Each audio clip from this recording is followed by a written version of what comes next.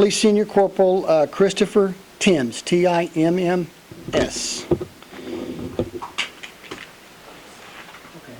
Tanya, I may have turned it off. You might want to turn it back on. It's all right. Let me know when you get it. That's what I'm using to pay for it. You got it? All right. All right. Senior Corporal Christopher Timms, Timms, and Officer Timms is assigned to the Southeast Patrol Division. Officer Timms was hired on September 27th, 2006. He was with Officer Colin, I'm going to spell it, okay, or Colin, all right, Colwin. His last name is Dennis, Dennis. Officer Dennis was hired on October 29th, 2008, and he's assigned to the Southeast Patrol Division. Wait, Dennis is his last name? Dennis, Dennis, yeah. Huh? Colwin. Colwin, Colwin is the first name. Yeah, Win. You got it, Sherry? All right. And then we have Police Officer Arif, A-R-I-F, Khan, K-H-A-N. And Officer Khan was hired on January 20th, 2010. And he's assigned to the Southwest Patrol Division. Officer Timms is the officer that discharged his weapon this morning. He does not have a previous shooting. Okay? Officer Timms and Officer Dennis and Officer Khan were working an off-duty job at Club Icon.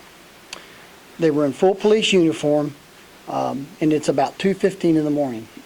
They were made aware of a fight between several individuals in the rear of the location. The officers responded to that fight. A crowd had gathered. The officers began to give commands to disperse that crowd. Gunfire erupted from within that crowd. Officer Timms observed a man with a weapon shooting directly into the crowd. Fearing for their safety, those innocent lives, Officer Timms fired his weapon at the suspect.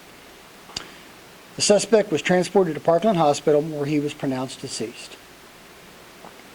Next of kin has not been notified, so at this time we're not releasing his name. Another individual who was a witness was also struck by gunfire. He received a non-threatening injury. He is currently under treatment at Parkland, and we're also not releasing his name at this time. We have several witnesses that we're still working with. There was that club, there was other restaurants and clubs in the area. So we have lots of folks that we know about. We have others that are coming forward, but our investigation is ongoing. Have you any idea who shot that other individual, the one who was wounded? Was it police fire or suspects? All of those issues are under investigation right now, Ken. Is there video of the incident? Not that we're aware of, but that is part of our investigation, yes, ma'am. So he was shooting into a crowd of people, but nobody else was shot? We know of two individuals shot right now. Okay, so the guy who was doing the shooting and then this witness. That is correct, ma'am, yes. But you don't know who shot the witness? Under investigation, Ken. How will that be identified? Will it be ballistics that will be necessary to figure out where that other bullet came from? We'll let the investigation lead us to that, Ken, that's how we can make that determination. Have there been problems at this club? Is that why the officers were there? I'm not aware of any problems at that club. That's something we'll just have to get back to you guys on. Can you tell us how many people, you said a crowd, paint a picture of how many people? We're talking hundreds. Is there any reason to believe there might be additional shooters involved? At this time, we're focusing on the two that we know. Any idea what led to the fight in the first place? No, sir, I do not know. Had there been any That's- problems inside the club that night? None of the off-duty officers shared with us, but those matters are under investigation. So it was 2:15, so obviously they were pushing everybody out of the club. Is that, it was after the club was closing? I don't think push is the correct term. Everybody's dispersing from the clubs. I think there's a lot of interaction amongst everybody in the parking lot. Just a natural exit. And was this happening towards the end of whatever event was going on, the closing of the club? The club had closed, yes, sir. Okay. Yes, sir. I just want to ask, was there video inside the club that might help you? I'm not aware of any video inside the club that may be beneficial, but that's certainly part of the investigation. Did you have a problem with crowd control at the end of the night then? I mean, like, did the crowd gather, you had to disperse all them? I mean, was there?